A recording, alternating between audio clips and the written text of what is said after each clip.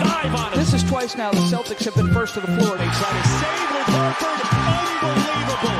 Boston first to the floor. So good. Brown fakes, fires up the three. Bang! Tatum dives on the floor. Everybody dives. Jaylen Brown with the flush. Blocked by Porzingis. He's doing it all. Tatum spinning, driving, layup. Washington drives. Blocked by White. Oh, what a block from Derek White.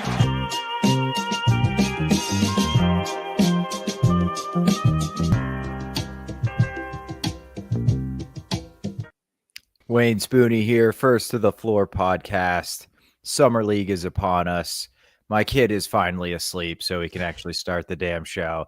And I am here with Jake Eisenberg. Jake, how's it going, buddy? It's Vegas time. Good. I know I've got the Summer League hat on, the 2024 championship hat. Thought, hope springs eternal. Summer League. It's a magical time of year. Ugo Gonzalez is going to be the savior and the injection of youth and talent that this roster so desperately needs.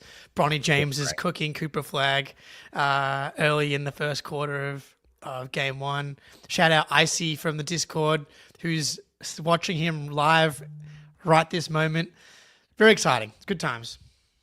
Yeah, dude, that's awesome. Yeah, I forgot Icy said he was going to be at Summer League, so I'm very jealous. I don't get FOMO anymore, really, right? I'm 38. I got a kid. I would much rather sit on my ass on a Friday night, watch basketball, play video games, than go out and get drunk. I have serious FOMO seeing people's pictures, man. Like, that was so much fun. I just really wish I was there. Yeah. It's like, if you're listening to this podcast, you're probably a basketball sicko. Like, it's literally Disneyland for basketball sickos. It's just all day. The timeouts are short. The half times are short. Like, there's weird basketball installations everywhere. You're running into players. It's so much fun. And there's never been a longer countdown than there has been for the 2026 Summer League, because we've 2 years since we will have been to the 2024 Summer League by the time we get there. But I'm excited. I'm counting down the days. Man. I know, me too. 365 more days. I suspect we will not be reigning champions next time we're at Summer League, but you never know. All right, so the kind of big news, other than we're going to get to the Summer League pressure rankings, but Brad Stevens had his first press conference really since kind of all this stuff happened in the offseason. So Jake, I don't know, what really jumped out to you, first of all, from Brad's presser? Right, okay, so I think I'm just going to play the clip. It's about 2 minutes long. And if you haven't seen it, I think this is important because we've been talking about the tax. And in the Discord, we've been building a million trades about getting out of the tax. And this is Jay King asking directly Brad Stevens about getting out of the tax. How driven are you by possibly getting out of the luxury tax and maybe starting to reset the repeater tax? And how much of a factor does that play in the situations you guys, or the decisions you guys make? I mean, I think there's value in those things, obviously, and you weigh those values, and the people at the top have to ultimately make those decisions. But it's been pretty clear, and Bill has been pretty clear from the get-go that he wants to make sure that we're prioritizing basketball assets and the ability to retool this thing at the highest level that we can. And, again, the most important, acquisition that we're going to be able to make in the next couple of years is getting Tatum out of a boot, right? Like, we're not beating that one. So that's going to be the best thing that can happen for us. But everything else we want to, we have most of our first round picks still, other than the 29 one. We have a lot of seconds now, so we have some flexibility there, and we don't want to take away our chance to use those to become the best that we can be over the next few years. Just to make a move to help save money. And I think that's been very clearly stated to me.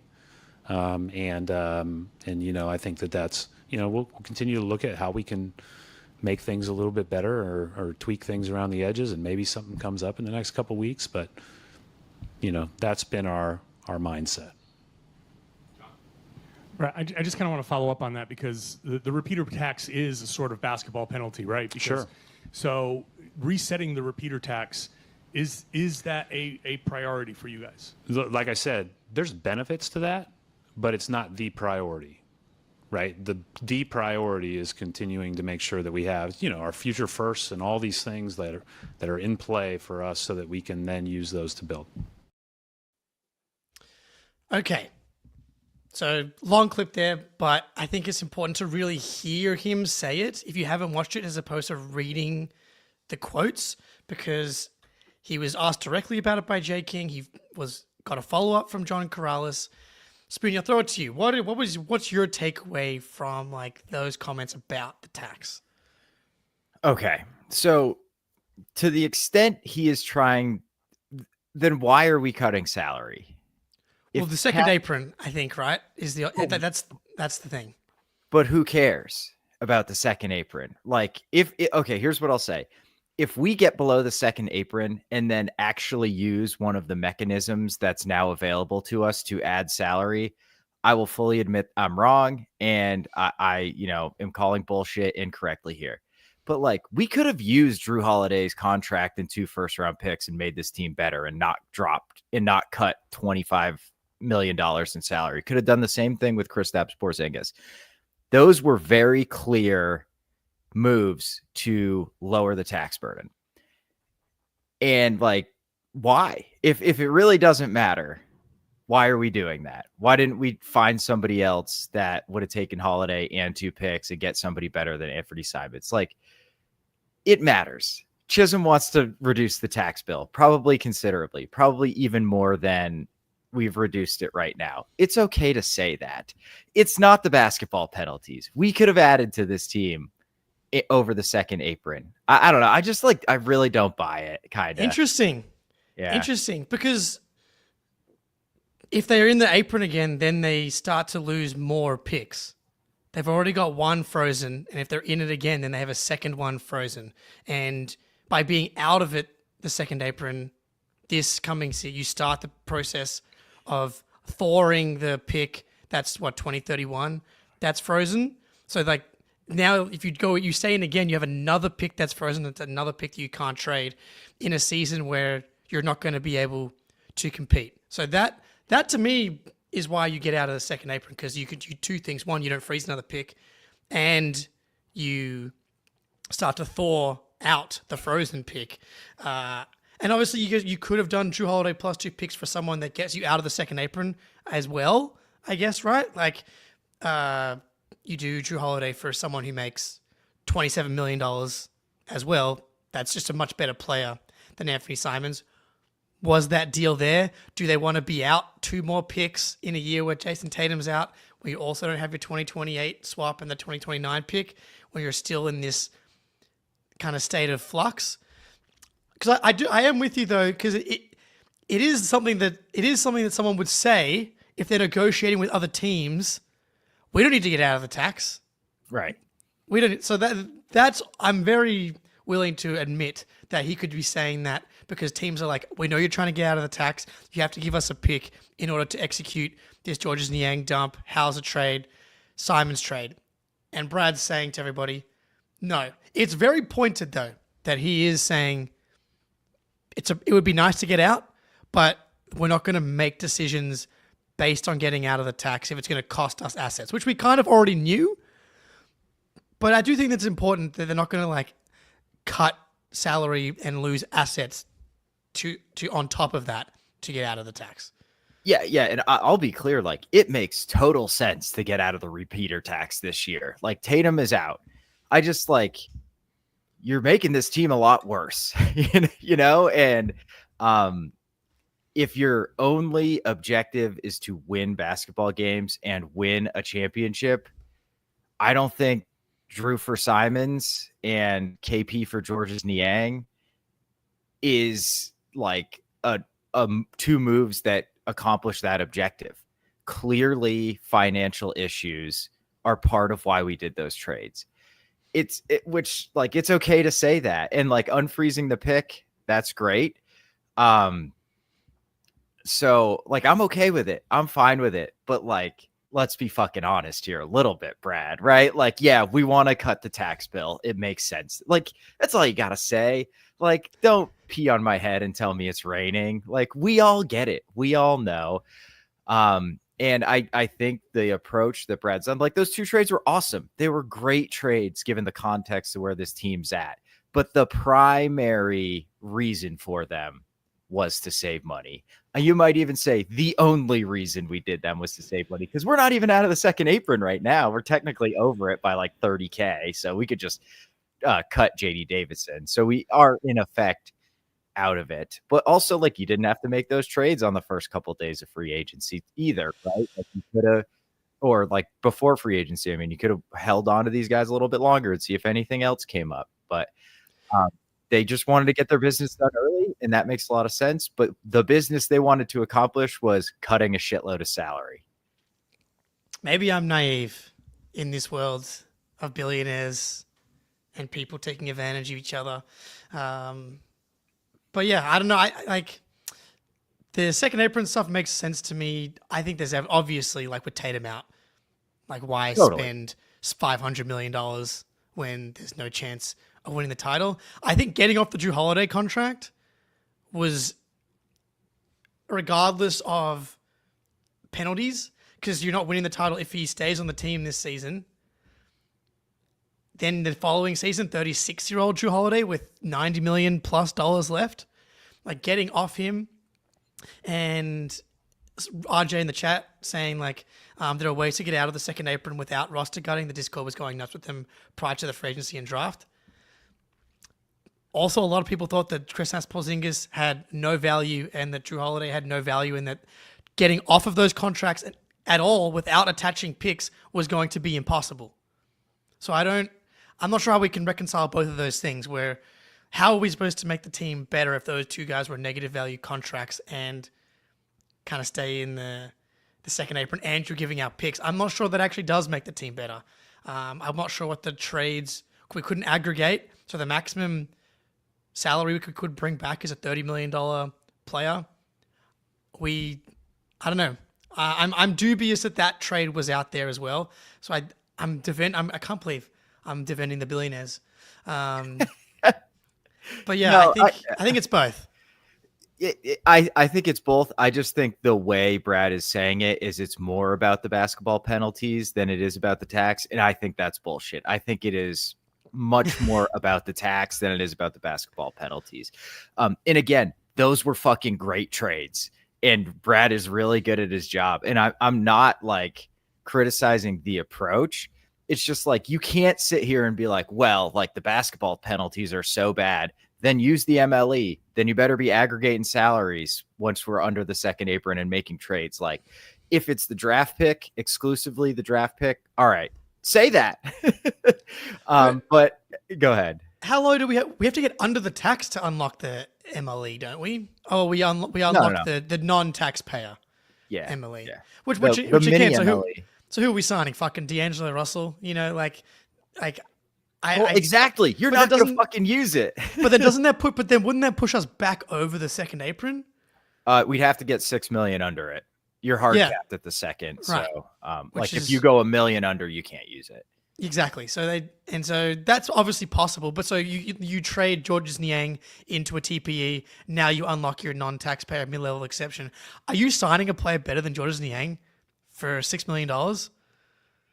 Probably not, but that's kind of my whole point. It's like, I guess, don't tell me it's the basketball penalties and not use all the shit that becomes available to you, because that's what's going to happen. They're not going to use the MLE.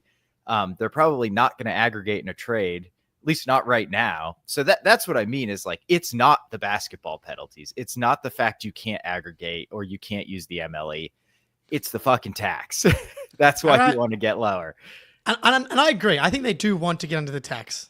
But I think that we've been so focused on it being like a certainty that I don't know. Fair. I'm not sure that that's the case. Like they're not going to, because we were trying to find Simon's trades in the Discord yesterday, and it is fucking hard. Yeah, like dude. No one like Nas Reed just got paid an annual salary of, I always struggle to say that, annual average salary of $25 million. Simons is making 27. Like the market, especially right now, is like kind of fucked. I mentioned D'Angelo Russell. He just got a 2 for $12. How much better is Simons than D'Angelo Russell? Is he 4 times better? No. No. He's not. He's not. They're No similar way. players. They're Yeah, really similar exactly. players. Like DeAndre Russell for 6 versus Simon for 27. Like it's value-wise, I think it's pretty clear, even if I hate DeAndre Russell. Yeah. But like, yeah, small scoring guards that don't play defense for $27 million right now with a bunch of teams that are like hard capped or can't aggregate salaries. It's really difficult to make trades. I know Anand made a really good one in the Discord for Teamer. Those are obviously so hard to pull off. I'm working on a Simon's trade article for a Celtics blog as well. But Nice. It's just tricky, and some of the trades are disgusting. Vucevic, Kuzma, like it's No thanks. yeah. And but the point was like, why did we trade Drew then? Well, it's like, well, Drew had 3 extra years at however $1 million, and we don't have Jason Tatum this season, so it doesn't really matter. So you just take the guy with the expiring contract, and maybe you can teach him to play defense. Yeah, I think it's a great bet. Like, again, the Drew for Simon's trade is a home run considering where we're at. But like, the big part of why it was a home run is because it cut a bunch of salary long term for us. And like Simon's is a great bet, and he's an expiring contract, so there's increased flexibility there. So I'm good with it. I think Brad's doing a great job, and I'm actually getting quite excited for this season. Yeah, me too. But like, the tax fucking matters a lot, Brad. Like, come on, man. It does. Let's be honest. Yeah, it's a good point from Blammo. Moving KP could be for basketball reasons. Fair. Sick of fucking this dude not playing basketball. That is totally fair. I thought that was like, of all the things he talked about, I think passing through what their motivations are is kind of the most important thing, because it's like, Yeah. he talked about obviously wanting to use his North Star as the championship. Minot and Gaza, we were limited with what players we can bring in, given like, where we are at the second apron and stuff like that. He mentioned that they can both rebound. On Anthony Simons, so it's the first time we talked about Simons.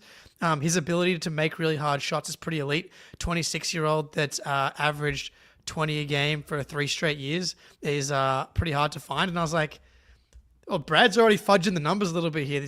Like, he didn't average 20 this past season. He had 19. But sounds like someone spruiking his potential trade candidate. Didn't mention the defense really. But there was that. And jump in if you have any thoughts on that stuff. I thought it was interesting how I don't want to, like, he wasn't negative about Simons, but like, compare that to when we got Drew Holiday and like the absolute glowing, like, Brad was like gushing about Drew Holiday, and he's like, hey, Simons can make tough shots, average 20. That's good. He's young. Like, all right, cool, Brad. Like, he clearly like he's looking for trades. Yeah, no, definitely not a Brad guy, and he's like clearly looking for trades for him. But I don't know. It was a very Brad. I thought the offers to Luke and Al, which I don't think is really news, but it's nice to hear like, hey, we tried. They just are probably going to get too much money. Yeah, we'll probably hear from Luke that like Brad told him to take their money. And it's like, Brad, don't tell them that.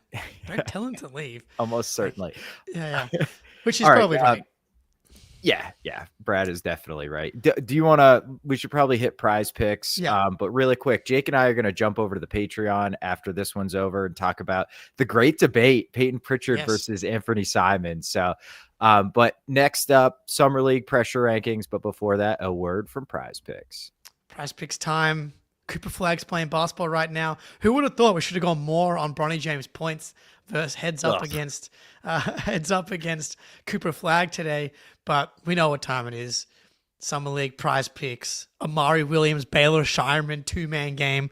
We're going more on Scheierman and Amari Williams assists. Amari Williams really should cook a little bit, and Baylor in this setting here. So that's where I'm going to be looking tomorrow as Summer League for the Celtics kicks off. Download the app today. Use code CLNS to get $50 instantly after you play your first $5 lineup. Download the app today. Use code CLNS to get $50 instantly after you play your first $5 lineup. Prize picks, run your game. All right, Prize Picks. It's fun. Hey, look, Summer League's amazing, but you can make it a little more interesting with some little action on Prize Picks, baby. So, all right, Summer League pressure rankings. All right, yeah. Jake, are we drafting these up, or do you want to just kind of do a consensus? Yeah, sure. We can draft. I'll take the first pick. Okay, yeah, sure. Why not? I also wrote about this for Celtics blog, which I'm guessing is probably up today. Nice. But I think the number one pick is a consensus, and it's Jordan Walsh. Yep. Purely because his time with the Boston Celtics and his time in the NBA is not guaranteed. Literally. Like, they can cut him before the season starts and save $2 million. And just by that move alone, they're under the second apron. Now, I think that they're probably more likely to waive JD Davison if they're going to waive someone to try and get under the second apron. But if Jordan Walsh comes out and stinks in Summer League, third Summer League, he's still 21. Like, I think my dad said he's the second youngest player on the Summer League roster still, which is wild. So who knows if Brad's actually thinking that this could be it for Jordan Walsh if he doesn't show anything. But I have to think that the pressure is on for our boy Walshy.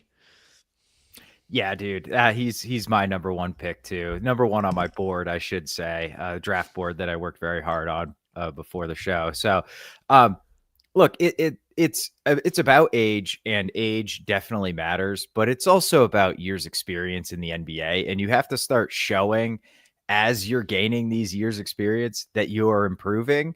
And I'm just not really sure we can say Jordan Walsh significantly improved over last season. There were moments I thought, especially early in the season, it felt like Walsh was starting to figure it out and the game was slowing down.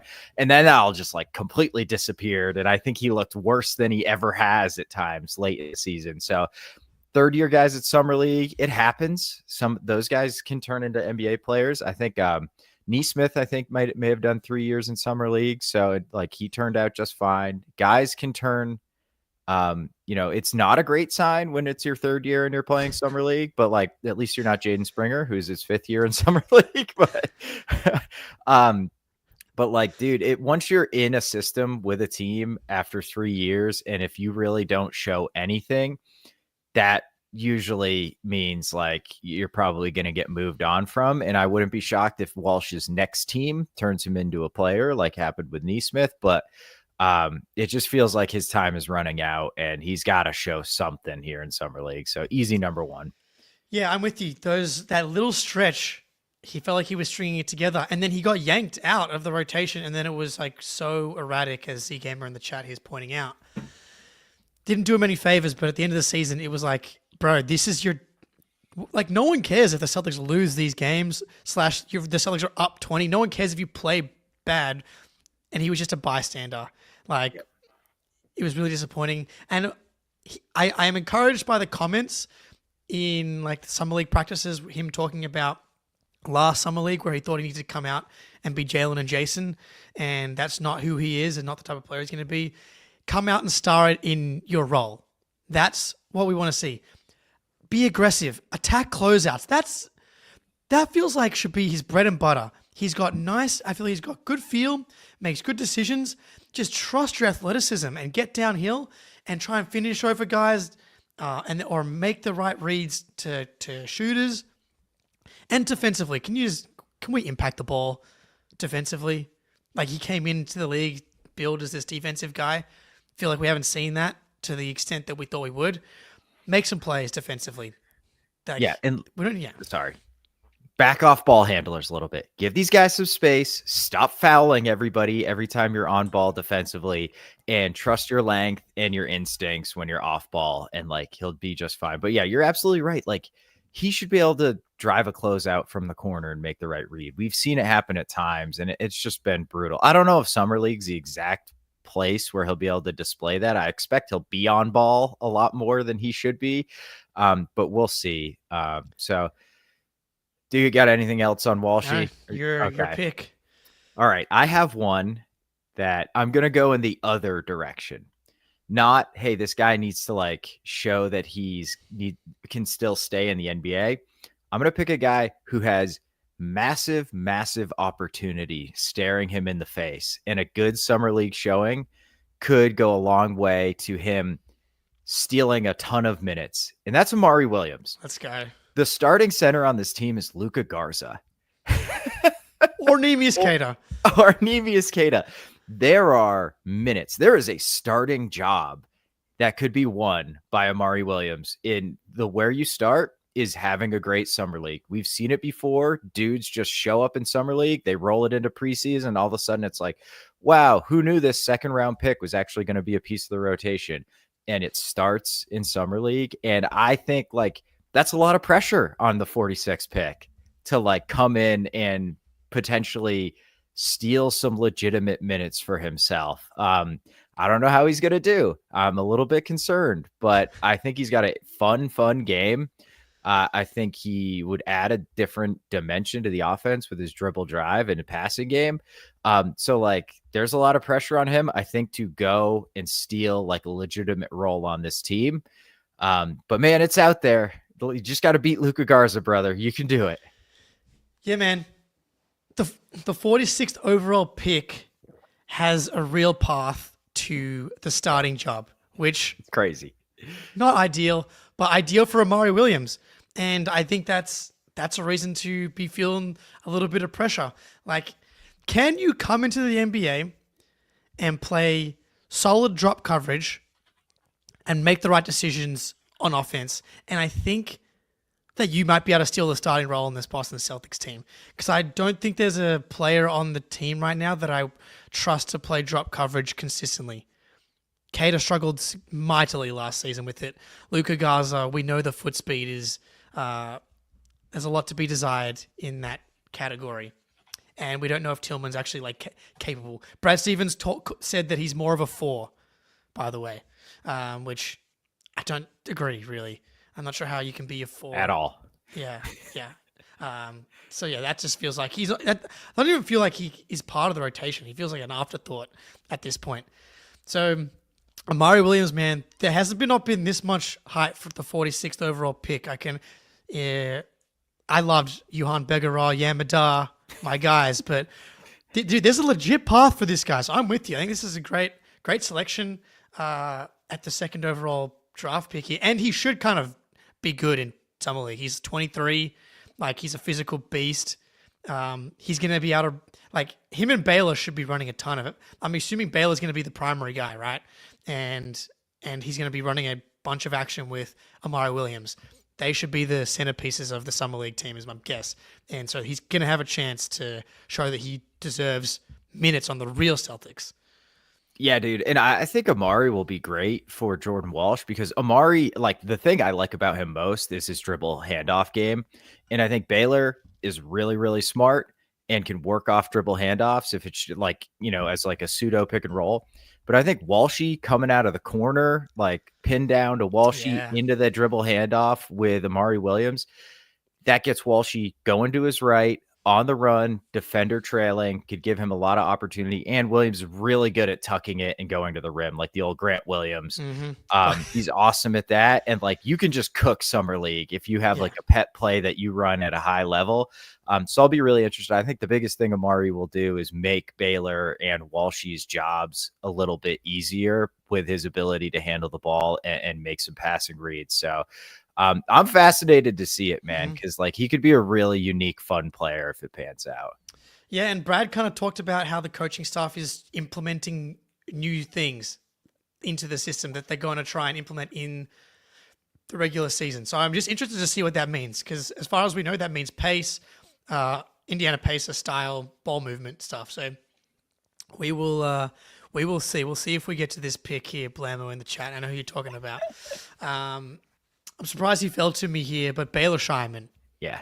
And like, there's no pressure in the sense that he's going to lose his job in the NBA because his contract is guaranteed, but he's going to be 25 later this season.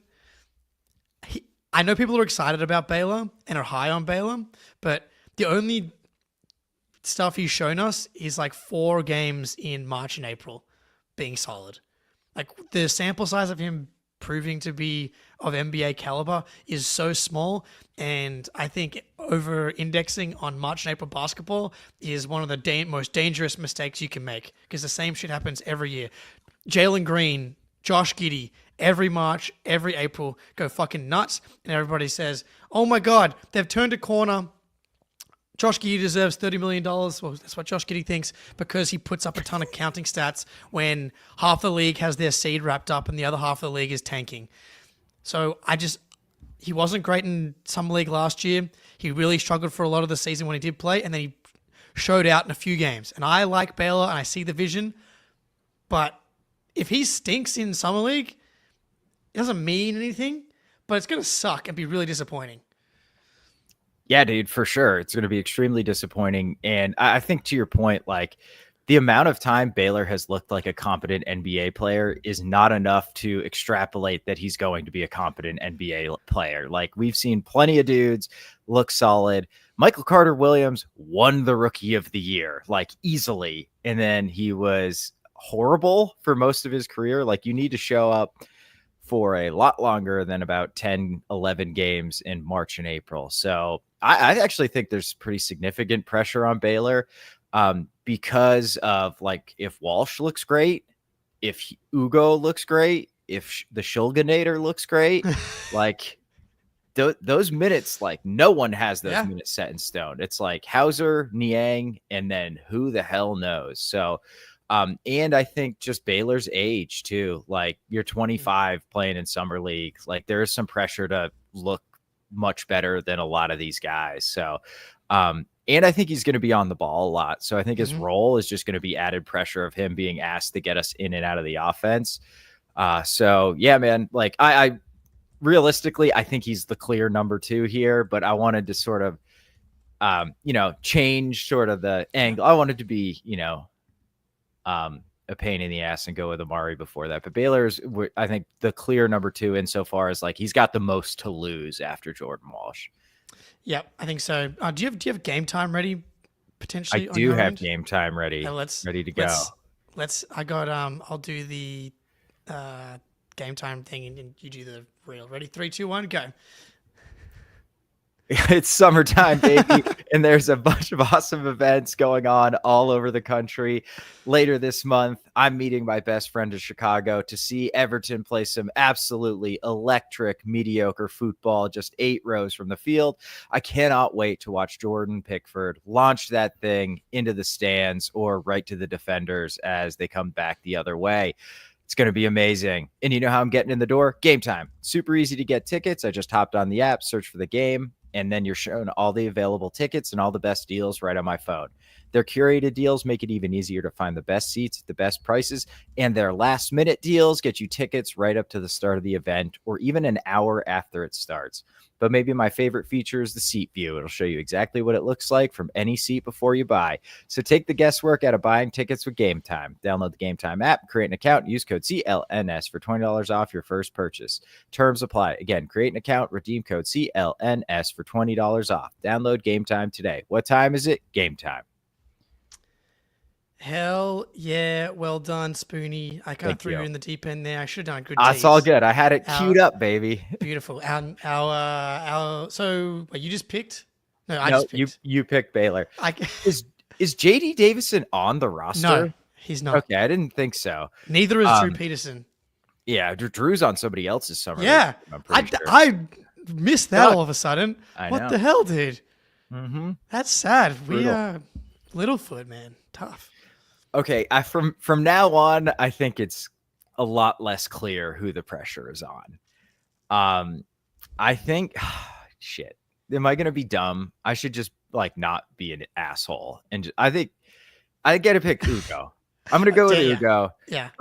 Not because I actually think, like, a bad summer league really matters for him long term or is indicative of his inability or ability to play in the NBA. He's a first round pick. And I think there's just more expectations for first round picks to not look like Max Shulga in Summer League, who might actually ball, who knows, but he's a first round pick. And I think the buzz is really building. I think Walsh even said, like, wow, he's an incredible defensive player. Like, people are understanding what we got here in Ugo Gonzalez. And if he just comes out and sucks, that is going to be undermine the buzz and the hype so damn much that it will be very disappointing. And again, sort of like with Baylor, there's minutes to be won, and he could like fundamentally change the trajectory of the franchise if he's like a bench level rotation guy, like a good bench player at 19 years old, because that probably indicates he's going to be a lot more than that as he ages. So there's like Ugo to me is the one guy I think with star potential on the roster. And I think that's very exciting. Oh yeah. I mean, we got a couple of, clips from Summer League practice that was getting the people going here. See if I can pull one up here. Yeah, and Walsh right at the middle of it as well. Beautiful Euro, one-step floater. And he had a really nice spin move that we saw as well on Amari Williams. I'm with you. And whether or not you assign the pressure directly to Hugo or to Brad Stevens or to the Boston Celtics, the Celtics desperately need an injection of talent, cheap, cost-controlled talent, preferably young ones as well, so we can inject some youth into this team. And it's not Ugo's that the Celtics, are in this apron situation and it's just limited in how they can acquire talent. You essentially need to hit on some of these picks to keep the good times rolling. And Ugo, 28th overall pick, 19, and yes, the hype has started to build. I do think that he might be the number 2 option on this team, ball handling wise. I don't know, running some pick and roll with Amari, maybe it'll be Sugar, but yeah, man, and I think he has the frame to handle it as well, right? Like 6'6 plus, 220 with the long wingspan, playing with men in Real Madrid. I'm so excited to see him, but I do think there's pressure, whether it's him as a 28th overall pick who's 19, shouldn't have a ton of pressure on him in his first Summer League, right? Like, he's basically still jet lagged. Well, at least that's what I'll be saying after he plays Bailey tomorrow. But man, we got to hit. We got to hit on some, like Jordan Walsh, Baylor, or Ugo. One of them needs to be good. Otherwise, we're going to start to get to where we're just relying on veterans minimums. Josh Minot, why not? Like another guy, we need 1 or 2 of these guys to be good. If we can be the team that's next in being like, I can't believe this guy fell to 28, please let it be us. And Ugo feels like he's the one that kind of falls into that category, because Baylor, maybe he turns into that guy, but he's so old that I feel he would have found that out already. Same with Walsh. Ugo, I feel like, can be the guy where people are sitting there saying, damn you, Brad Stevens. You've done it again. Yeah, and I think Ugo has the pedigree too, where he was like a highly, highly rated prospect last year before everybody went to college. And then before he was a bench player on like the best non-NBA team in the world that might actually probably give a couple NBA teams like a serious 7-game series. Like, they are legit.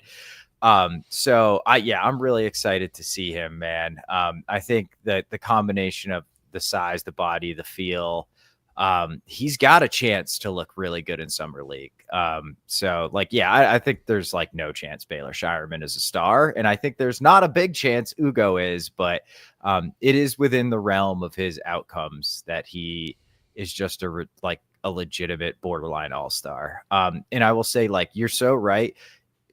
As you miss draft picks, all of a sudden Taurean Prince is on your team, right? He's like your 7th man. It's like the Taurean Prince rule. It's like, if you just keep missing picks, you just have to rely on Taurean. He just shows up at your doorstep and gets 15 minutes a game, and nobody wants that. It would be amazing. Again, it would change the tenor of this team's future if 2 of these guys hit. Baylor, solid role player, and Ugo, a starter. It just fundamentally changes everything and puts us right back into contention when Tatum gets back. Question for you. If Baylor Scheierman turned into the same level of player as Georges Niang, would that be a win? Hell yeah. Not even close. I think it's more likely than not that he doesn't reach the same heights as Georges Niang, no? 10-year veteran, 7th, 8th man on a bunch of good teams. Like, I feel like people are just so over their skis on Baylor based on we've on nothing so far, and so the opposite on Georges Niang and how difficult it is to be a dude that can stick in the league for like 7 or 8 years on good teams and he's a 40% career 3-point shooter for his entire career. Like, Baylor would be very lucky to be Georges Niang.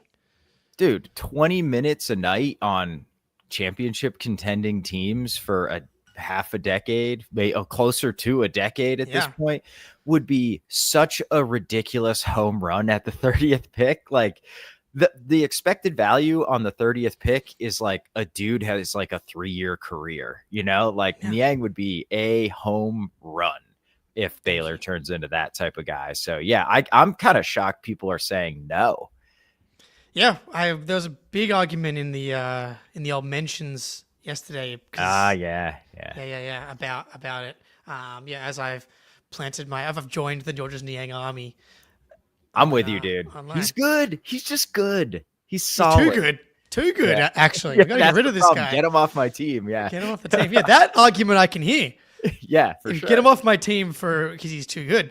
And all right, you're up. My up. So, just a quick one, and then Kenneth Lofton Jr. I wish he wasn't on the team. Why is he on the team? I don't know. That seems like is this his 4th summer league as well, by the way? He's not an NBA player. I don't want him soaking up touches from guys that can actually make the NBA potentially. Maybe it's because he can actually help you run a functional offense, and just having a guy in there that can like create advantages and make passes is valuable in this environment, and that's the reason. But I don't understand really why he's here. Feels like a meme decision. My actual pick, making 2 picks. Miles Norris. Okay. Because it's similar as Amari Williams and all the Miles Norris, Minot, all these guys. There's rotation minutes up for grabs, and I love the archetype. 6'9", 10, sweet stroke. Come out here and show that you can do more than just shoot the ball. And I think you can actually earn yourself an NBA job. Yeah, man. Like, the jumper is real. It looks really nice coming out of his hands, man. And if you are 6'10" and can make threes at a legitimate clip, I see he's only listed at 6'7". I thought he looks huge. No, he's not. It's way off. It's way off. Okay. We saw him play. He's at least 6'9". Yeah. Like, if you're making threes at 6'9", like 80% of the battle to being an NBA player is complete. You just got to figure out how not to be terrible defensively. And in the minuscule amounts of time we saw him at the NBA level last year, I didn't think he moved poorly on the defensive end. So I'm really interested. Yeah, you're right. Like, to me, this is the Amari Williams pressure argument where it's like, dude, there's minutes to be won, buddy. And like, you're on a 2-way at like 24, 25 years old. So, it's now or you will probably never stick in the NBA. So I feel like for personally, lots of pressure on Miles Norris and like hitting it, like not even a Sam Hauser level outcome with him, but like you're a 10th man, solid 10th man in the NBA for Miles Norris would be so huge. We just need those cheap guys, like bench guys so badly. But yeah, that's a great pick. All right. Finish us off here if you've got anybody else. Otherwise, we can wrap it. Yeah. I do, just because, look, I'm sitting about 15 minutes away from Fairmont, West Virginia. Shooting wings, they're valuable in the NBA. My guy, Jalen Bridges, Fairmont native, which is actually where Joe coached when he was coaching college in West Virginia, was at Fairmont. I think Bridges was actually in high school when Joe was coaching too. So no one gives a shit about that other than me, but too late. I've already shared it. I loved him at WVU. He transferred to Baylor, which was very painful, but we were awful when, so I understand why he did it. He's shown flashes. He was like, up and down in the NBA last year, like between Phoenix and whatever, Rio Grande or whatever the hell they're. Nope, that's Spurs, but whatever. No. So I don't know, like 6'8", fairly athletic wing. The jumper's a little wonky, but it goes in, and I just want to see the dude succeed. I want to see the local boy succeed. I love it. Yes. I love it. Yeah. Of course. Javon Small signed to a 2-way today. Shout out to him. Yeah. I want as many as Australians and WVU guys on That's the right. Celtics Yeah. as possible. Fill the team out. Yeah. We need an Aussie Mountaineer. That would really do it, man. Yeah. on. We'd have to sponsor him. Buy his NIL out. Yeah, absolutely. Oh my God. We'll give you all of our all the Patreon money can go to the NIL sponsorship of the Australian Mountaineer. Hell yeah. All right. Do you got anything else, or you want to jump over to the Patreon? No, Jake? we'll jump over to the Patreon for our Anthony Simons, Peyton Pritchard debate, and tomorrow playback Celtics blog. First game of Summer League. Sam LaFrance will be joining us, and then we'll be doing Celtics late night for Summer League. Yeah. We're back. We're back, baby. Let's go. All right. We will see you all on Patreon. Peace.